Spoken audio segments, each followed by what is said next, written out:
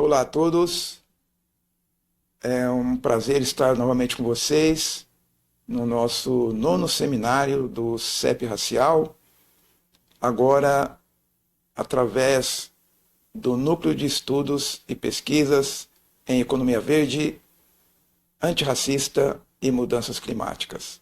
Hoje nós vamos abordar exatamente sobre essa questão, o que seria uma economia verde e como que essa economia verde pode nos auxiliar a mitigar as questões do racismo ambiental e também buscando a justiça racial e a justiça ambiental. Primeiramente, vamos pensar um pouquinho, o que seria o conceito de economia verde? Como que nós entendemos esse conceito, essa ideia de economia verde? Ela seria um novo padrão econômico de uma sociedade que possa, então, aliar a produção e consumo de forma sustentável, sem degradar o meio ambiente. Esse é o conceito mais genérico de economia verde. Então, a ideia é sempre pensar na sustentabilidade ambiental, né? Quando se fala em produção e consumo, visto que a sociedade atual, do padrão atual do capitalismo mundial, já não atende mais, então, às necessidades humanas sem agredir o meio ambiente.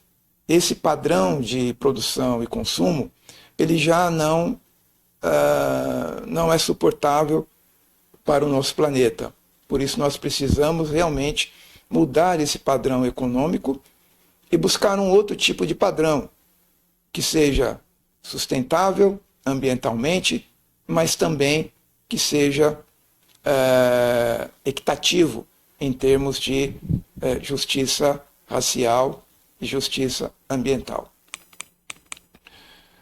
Qual a origem do termo economia verde? É bem interessante isso. Economia verde surgiu lá na Inglaterra em 1989 em um relatório chamado Blueprint for a Green Economy, elaborado por um grupo de economistas encomendado pelo governo do Reino Unido, para avaliar, então, como uma economia sustentável poderia impactar o progresso econômico. Então, esse relatório foi importante e ele, a partir daí, começou-se a pensar na questão da sustentabilidade de uma maneira mais organizada em termos de produção e consumo, que pudesse, então, mudar a forma da nossa produção em termos mundiais. O que é racismo? O racismo, e aí nós vamos fazer esse link com a economia verde, o racismo, retomando esse conceito, é uma construção histórica e estrutural que perpassa as instituições e as relações sociais. Não é apenas uma questão de preconceito individual, como nós estamos acostumados a ver, mas uma prática sistêmica que envolve a desigualdade, a discriminação e a exclusão de negros em diversas esferas da sociedade. Portanto, o racismo é mantido e reproduzido por meio de estruturas sociais, políticas e econômicas que favorecem o grupo branco, marginalizando os negros. Ao analisar, então, o racismo, o que seria, então, o racismo em termos estruturais, isso é fundamental para entendermos, então, como que a economia verde se conecta à questão racial. Vamos pensar, então, um outro conceito, e depois nós vamos debater um pouquinho sobre isso. O que é economia antirracista? Já ouviram falar nesse conceito? Economia antirracista é um conceito que se refere a práticas e políticas que combatem o racismo e a desigualdade social e promovem a igualdade entre grupos sociais. Que interessante, né? Então, economia verde e economia antirracista tem tudo a ver, a sua ligação, o seu interrelacionamento, não é? Então, a ideia é buscarmos, então, essa integração entre uma economia verde que seja antirracista, que todos possam trabalhar de uma maneira livre, de uma maneira igualitária, com equidade para todas as raças, que possa envolver, então, também a sustentabilidade do nosso planeta.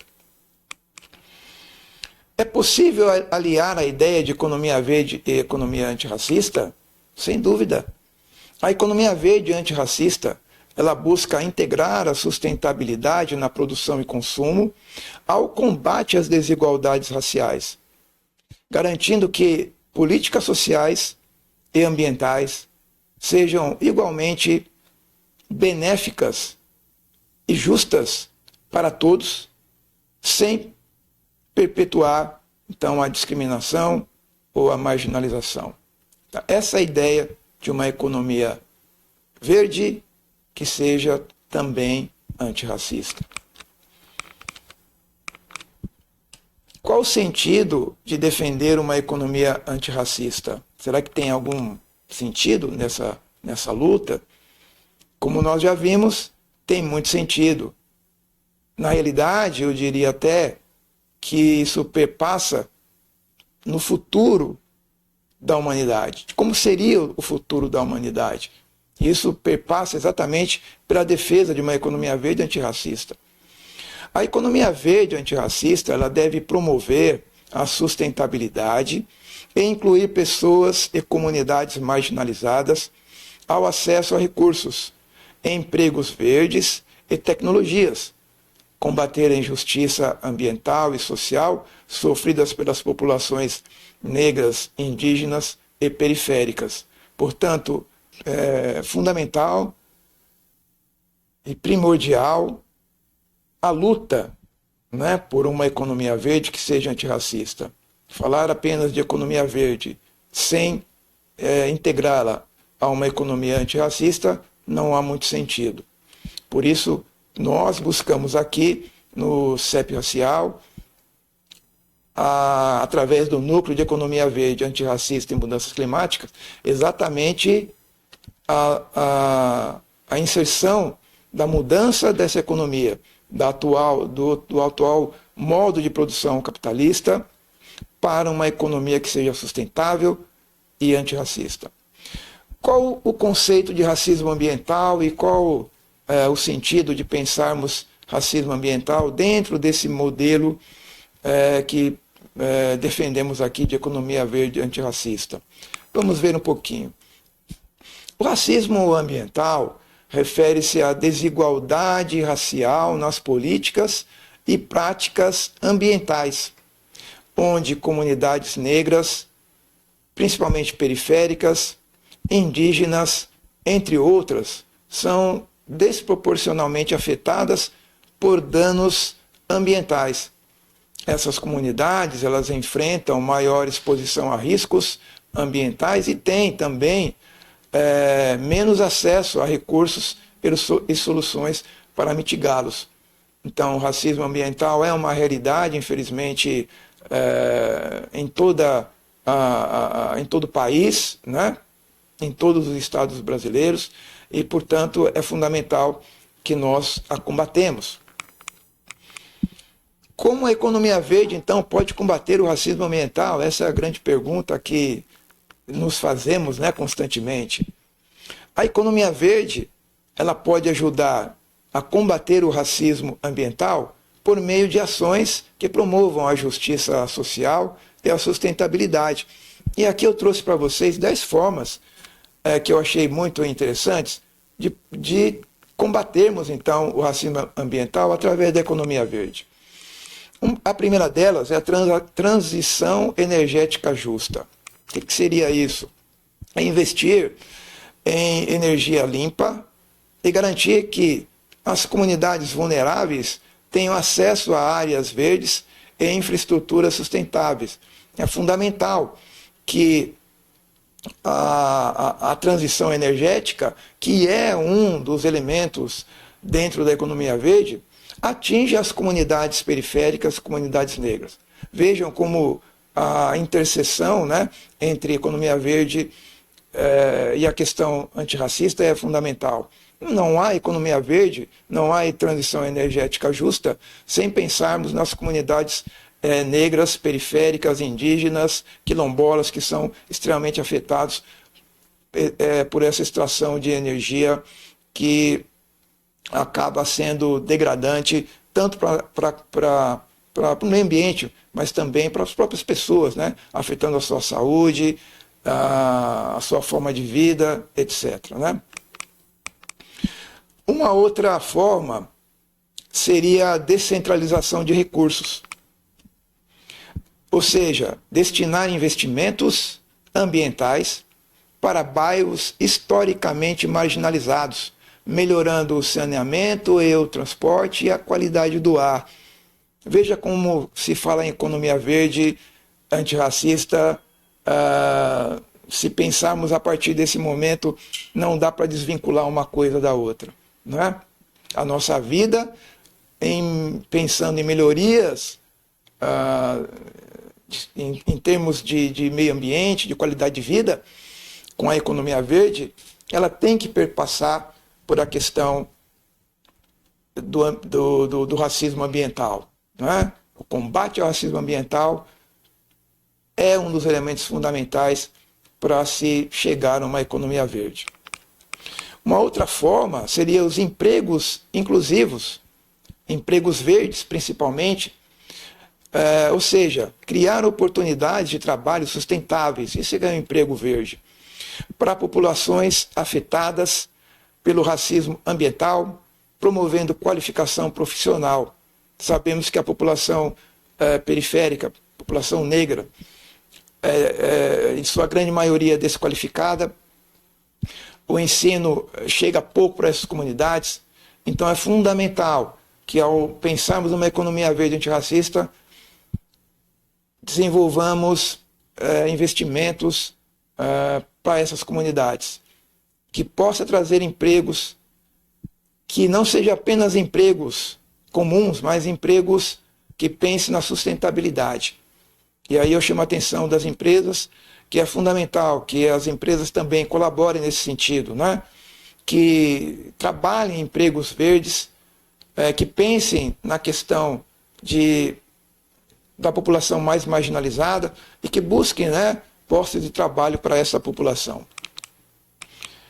Temos também uma outra forma de combate, de chegarmos, né, a uma economia verde antirracista, através de uma infraestrutura resiliente.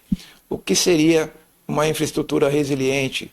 Construir habitações sustentáveis e acessíveis, reduzindo impactos de desastres climáticos sobre populações vulneráveis. Então, veja, uma forma de habitação em que as pessoas não ficassem sujeitas às mudanças climáticas, a enchentes, etc., deslizamento de terras, das prerrogativas da economia verde antirracista. Então, esse é um ponto fundamental também. Uma outra forma é a regulação ambiental equitativa, ou seja, a implementação de leis mais rigorosas para evitar a concentração de poluentes em comunidades racializadas. Então, a regulamentação ambiental, ela deve ser equitativa no sentido de que não só áreas mais ricas das cidades, né, dos estados, sejam provenientes de uma regulamentação preocupada com o meio ambiente. Também as áreas onde há periferia, onde há negros, indígenas e quilombolas, também estejam de forma equalizada nas mesmas regulamentações que valeriam para todos. né? Então, esse é um ponto muito importante quando se pensa em economia verde antirracista. Uma outra forma é o acesso a recursos naturais.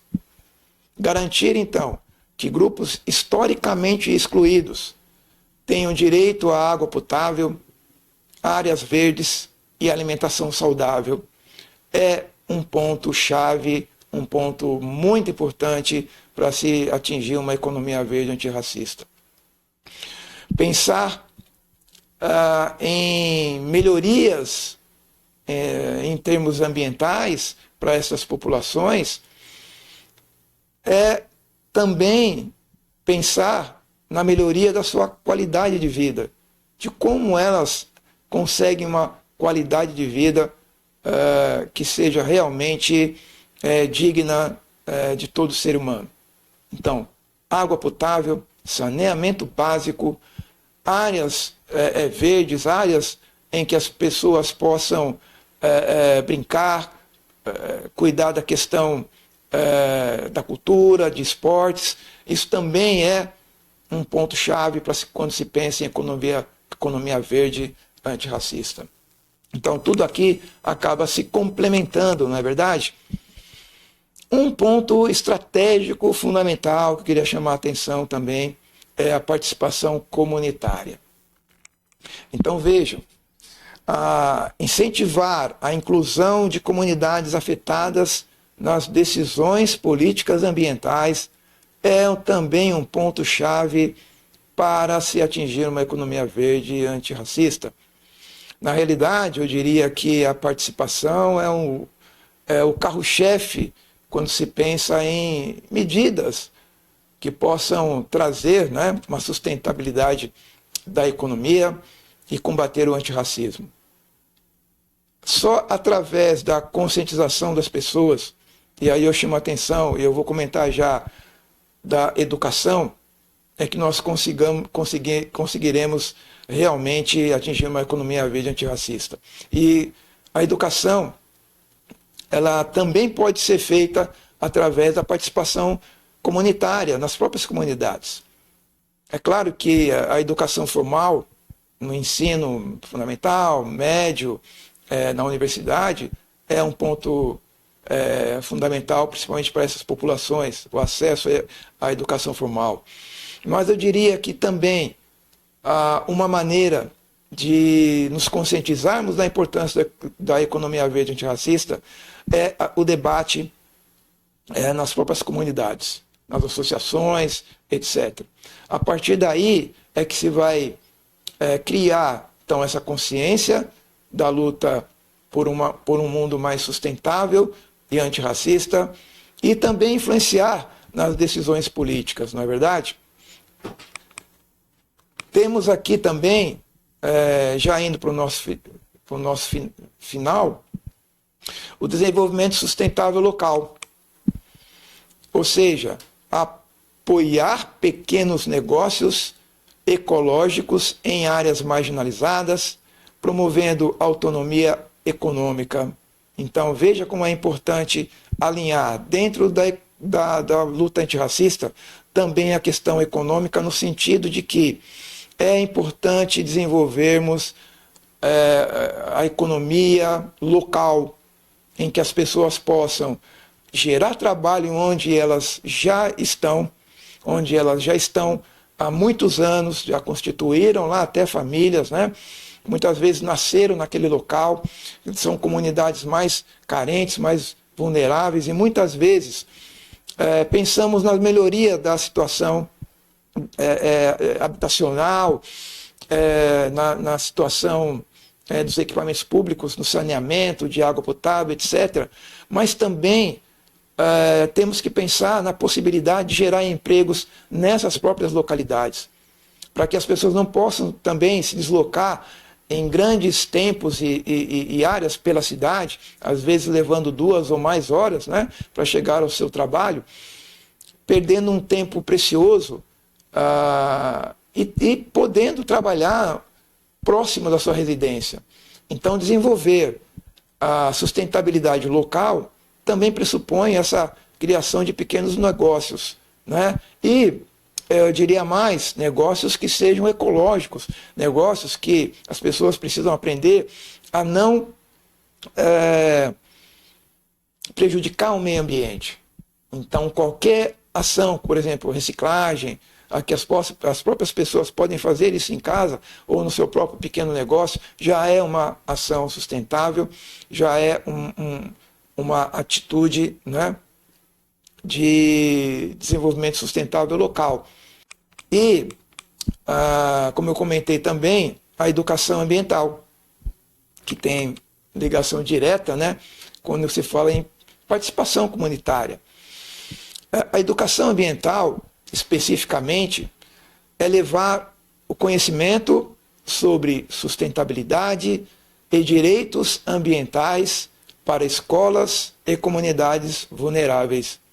Então, como eu estava dizendo, pensar em educação formal é fundamental, mas as pessoas já podem trabalhar onde elas estão, levando a educação ambiental para suas comunidades. A partir daí, com certeza, elas vão se inserir nessa questão, entender a questão ambiental, buscar as leis ambientais e buscar não só isso, mas influenciar, né, na que as leis, na que as regulamentações possam atingir a sua própria localidade, o seu próprio meio de vida e de sustento. Então isso é fundamental.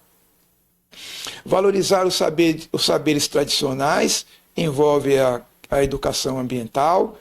É fundamental o saber da localidade, dos indígenas, quilombolas. Falando um pouquinho dos indígenas rapidamente e dos próprios quilombolas, eles vivendo nas suas áreas, né? São áreas de floresta principalmente, eles sabem cuidar da floresta, eles sabem o que agride ou não o meio ambiente. Então, perguntar a eles, buscar essa informação, essa fonte de saber tradicional é fundamental, tanto para a melhoria da sustentabilidade, mas também da melhoria de novas regulamentações em termos ambientais. Um outro ponto seria importante, a democratização do acesso a recursos naturais. Então, nem todo mundo tem acesso aos recursos naturais, né? Como eu já tinha comentado antes, água, saneamento básico, a mata, a floresta, áreas verdes. Então é preciso também que a educação ambiental leve a importância de que todas as pessoas têm direitos a esse acesso, né, dos recursos naturais no nosso país. Reconhecimento do racismo ambiental. Então esse é um ponto-chave, né? A educação ambiental pressupõe que não só a importância de uma sustentabilidade, mas também de que a sustentabilidade pressupõe entender o que é racismo ambiental. Ok? Redução da vulnerabilidade climática ou da emergência climática que nós estamos vivendo é criar políticas públicas que protejam as situações expostas a eventos extremos, como enchentes e ondas de calor. Então, isso é fundamental para que nós atinjamos, né, a redução dessa vulnerabilidade climática. Então, finalizando aqui, eu deixo a seguinte mensagem para vocês, que a economia verde antirracista, ela pode ser um caminho para a justiça ambiental e social. Enfim, antes de encerrar esse nosso seminário, nós temos uma participação muito importante aqui conosco, que é a Tainá Silva, coordenadora do Programa Climáticos da Universidade de Zumbi dos Palmares, e ela vai trabalhar um pouquinho essa questão que é importante, que nós acabamos de ver, sobre o racismo ambiental, economia verde e justiça ambiental. Então nós podemos fazer esse link, e o Programa Climáticos ele é exatamente isso, é uma das formas, um dos mecanismos de tentarmos reduzir essa questão do racismo racial, do racismo ambiental, né? Buscando uma melhor justiça racial. Tainá? Como que você vê essa questão do racismo ambiental e como que o programa Climáticos pode reduzir, mitigar esse impacto na sociedade? Olá, pessoal. Meu nome é Tainá. É muito importante quando a gente prepara um momento para falar sobre as questões climáticas que envolvem a justiça ambiental, que envolve o racismo ambiental e tantas outras questões, que não são mais mudanças climáticas, e sim emergências climáticas.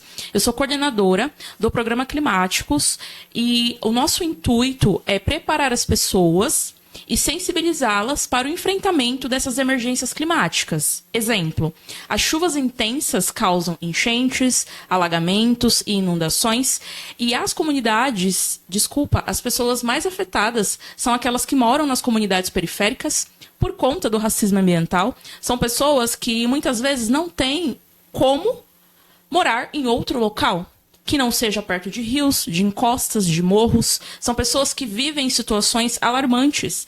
E por isso que a questão de justiça ambiental que vem com esse preparo sobre políticas públicas, onde pessoas possam ter melhores qualidades de vida, são tão importantes assim. O Climáticos, ele não só prepara as pessoas, como ele também fornece equipamentos. Exemplo, nós inauguramos, em dezembro do ano passado, o nosso primeiro Centro de Resiliência Climáticos na comunidade Água Branca. E nesse local existem equipamentos como boias, colete salva-vidas, cordas de bombeiros para que as pessoas possam, de repente, em uma situação de emergência, que houver ali um alagamento, as pessoas possam fazer um cabo de salva-vida, uma jogar para a outra, até que a Defesa Civil seja acionada, até que o Corpo de Bombeiros seja acionado e até mesmo o SAMU para salvar as pessoas. Isso é algo inovador, é muito importante, que a gente vê muito na teoria, mas falta na prática. O Climáticos, ele prepara as pessoas, o programa é para as pessoas, para crianças, para os jovens, para os adultos, para os idosos. É bastante importante que as pessoas passem a conhecer, e não somente isso, mas realmente comecem a replicar para outras pessoas, porque é assim que a gente provoca uma melhoria. Muito bom. É fundamental, então, que a nossa comunidade, né, entenda a importância da economia verde conectada ao antirracismo, a luta, né, pelo antirracismo na nossa sociedade. Essa conexão ela é possível, como nós acabamos de ver, e ela é viável. Essa luta deve ser cada vez mais centrada nesse foco, porque a ideia de mudarmos nosso sistema econômico passa pela questão racial. Não há alteração de mudança no sistema econômico pensando, né, nas questões, como a própria Tainá comentou, das emergências climáticas, de buscar uma melhora no nosso meio ambiente com várias ações, sem pensarmos conjuntamente com o foco na luta antirracista, ou seja, na diversidade em todas as áreas. Então, economia verde, antirracista, é não só possível, como ela é fundamental para termos verdadeiramente uma mudança no sistema econômico que nós vivemos. Ele atualmente é insustentável, na medida em que a produção já não atende mais o consumo da maneira como nós trabalhamos anos atrás. O próprio sistema capitalista em si, ele não responde mais às demandas das populações.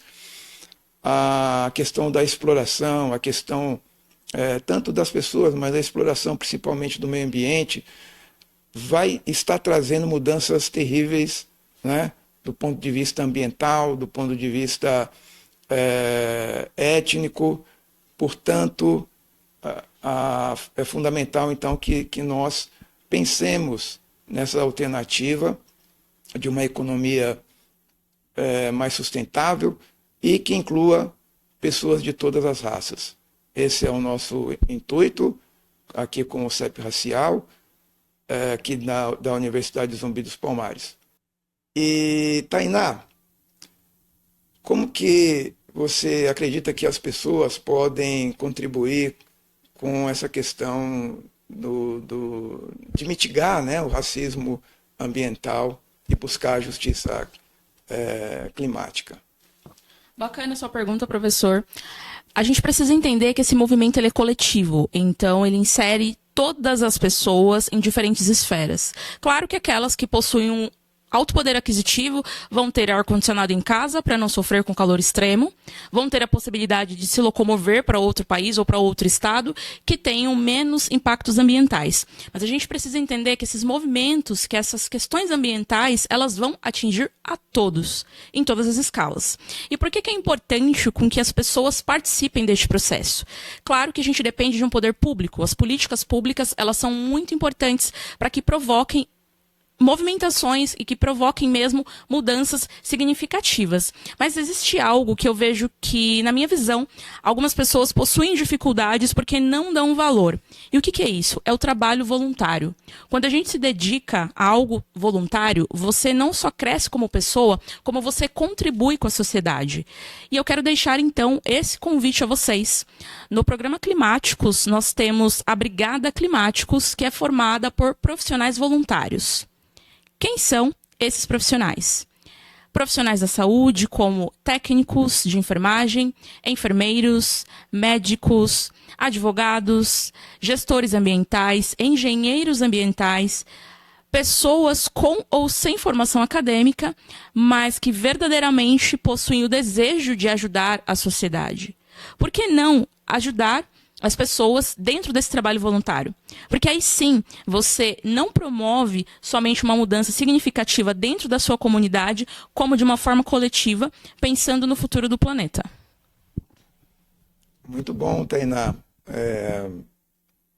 Além dessa questão, você gostaria de complementar mais alguma coisa para encerrar então, a nossa participação aqui hoje?